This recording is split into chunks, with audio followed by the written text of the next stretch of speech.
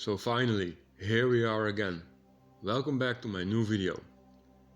I haven't forgotten about you guys. I haven't forgotten about my RC hobby, but I have been quite busy in the past several weeks. I don't want to stray off too much from the subject, but I have been working on my car. I have also been working on a friend's car, and it took several weekends to work on it. But finally, here it is, the new video of me working on the Slash. So without further ado, let's begin. I've just drilled these holes for the front bulkhead, and the alignment of the holes is almost perfect. Then I wanted to drill the holes in a diameter of 10 millimeters, but I only had a drill of 8. So when I'm going to cut my new chassis plate, I'm going to make them 10 millimeters wide. So that's the chassis plate. Now I have all the information, I can work on it. Then the new parts came in. These came in yesterday. Those are second hand. Why did I buy these? I have carbon fiber front arms and I have RPM in the rear. Maybe I'm going to exchange the RPM arms in the rear for these aluminium ones, but what I wanted was this aluminium bulkhead. Why? To improve the durability of the car, not to gain speed. Then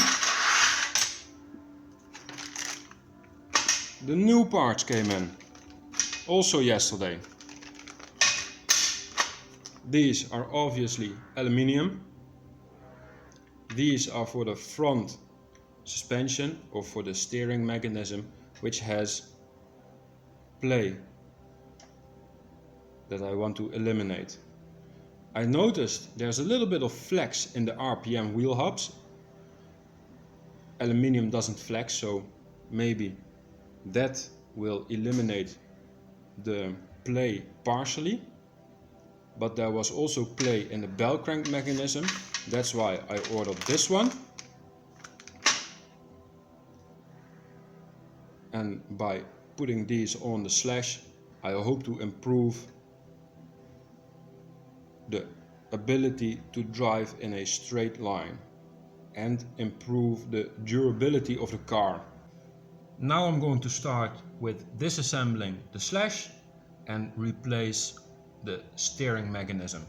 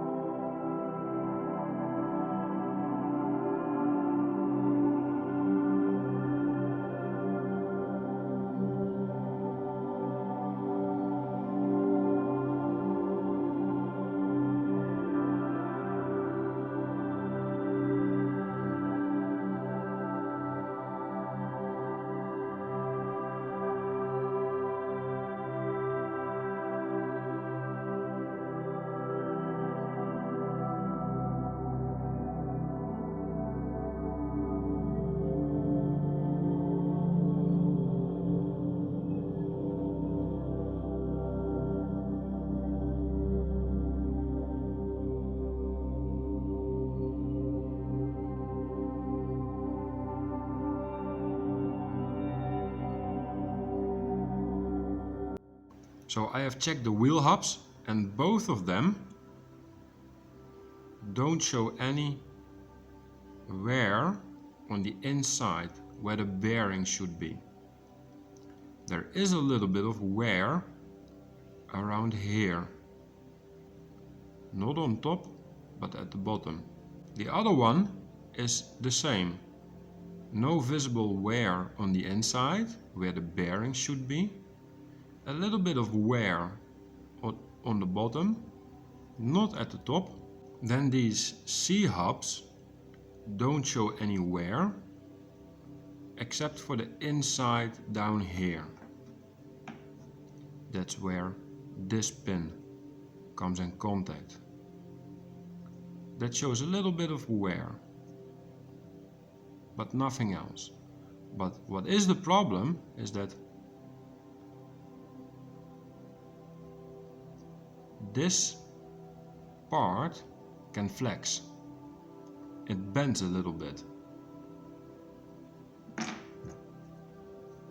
This C-hub, exactly the same, only visible wear here at the bottom.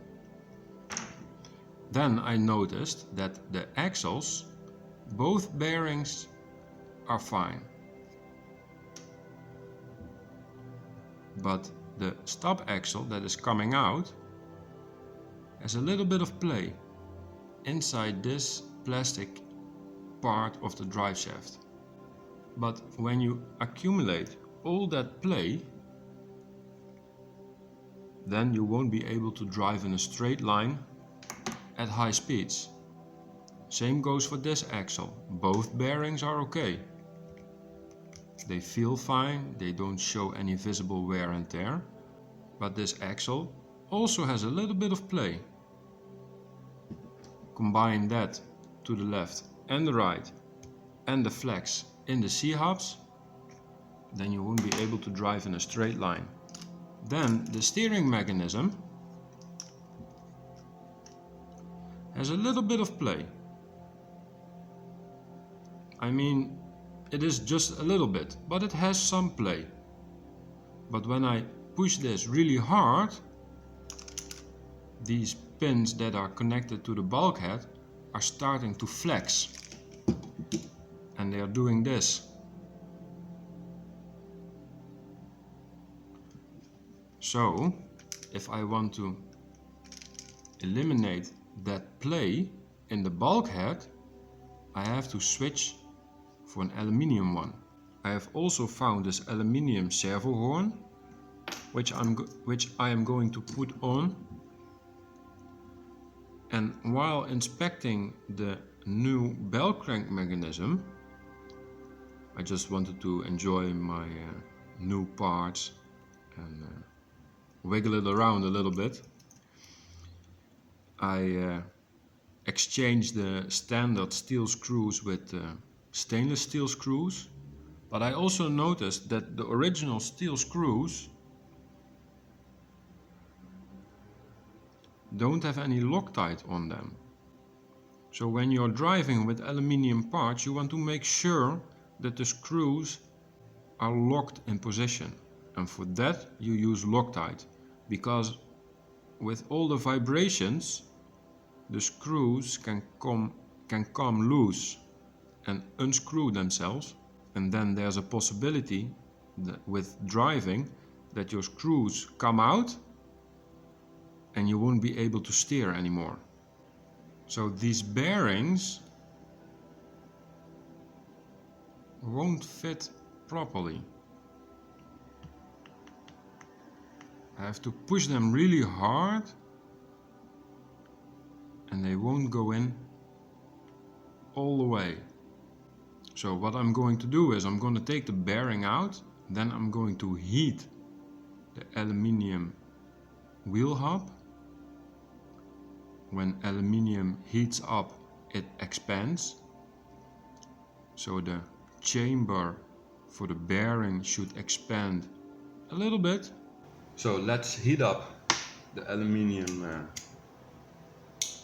turn knuckle and then see if the bearing will drop in.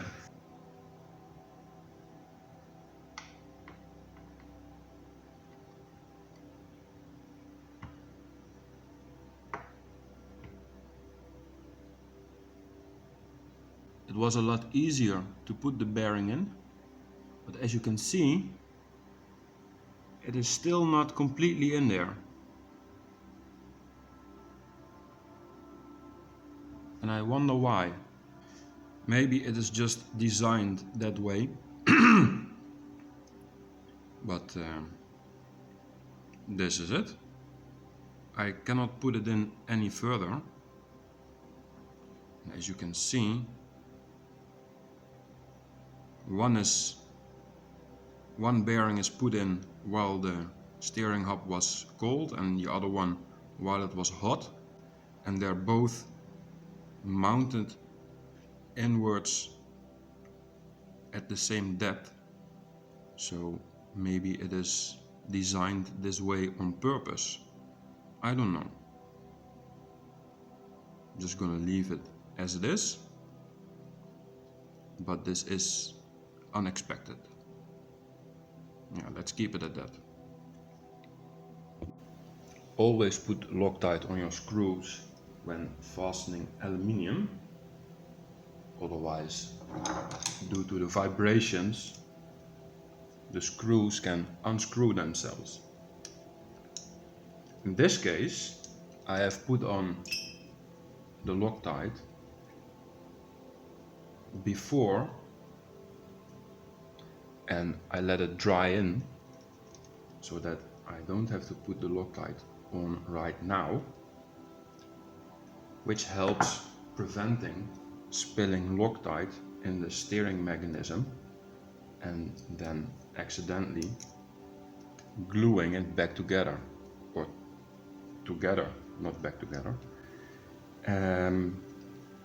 which could interfere with the steering capabilities.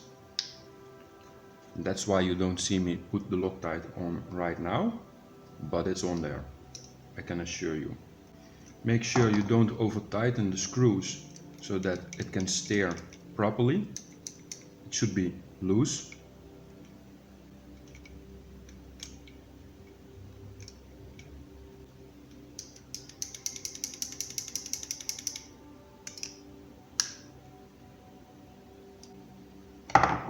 So these are on there. Now let's mount it back to the front. That's a nice and tight fit without any play. That's a good thing. But because the whole point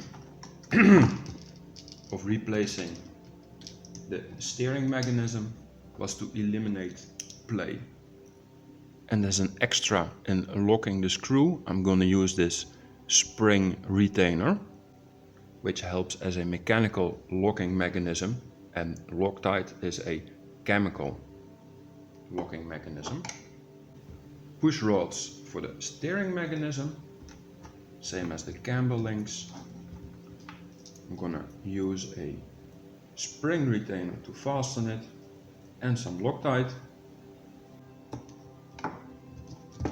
Now let's see if the steering mechanism is still turning smoothly. And it is, without any noticeable resistance. So these are okay. Now exchange the original bell crank with the aluminium one. You can either choose to disassemble the steering mechanism or to disassemble this drive shaft for the front differential to take out the original bell crank mechanism or steering mechanism. So I'm going to mount the wheel hubs back to the axles, but after that, that's it for today. Because the chassis plate is not finished yet. I am finished drawing it, but now it has to be made. So I have ordered it, but there's a 2 weeks wait time before it is done, if everything goes according to plan, because normally it is 2 weeks, but the laser cutting machine at work is working on full capacity right now, so maybe there's a chance I'll have to wait a little bit longer than 2 weeks before my chassis plate is done. But until that time, it is done. I cannot think of any other things that I can do to the slash right now. So with that sad news, this is it for now. Then I finally have time to start working on my other cars. Then you guys have something else to watch besides me working on my Slash. I have been working for the last few days on my Mugen, which is done right now. It is ready to be used again. I think I'll start rebuilding my eRevo because my eRevo is not running that well anymore. And then after that, if the chassis plate is not in yet, maybe even start working on the X-Max too, because that one also needs maintenance. And a new servo, because I broke the original servo. Not the original one, but the upgraded one, the 2085X. I didn't break the gears, but the motor in the servo was burned out. So I cannot use the X-Max anymore. We'll see about that. For now, the Slash is done. Thank you for watching, and I'll see you in my next video.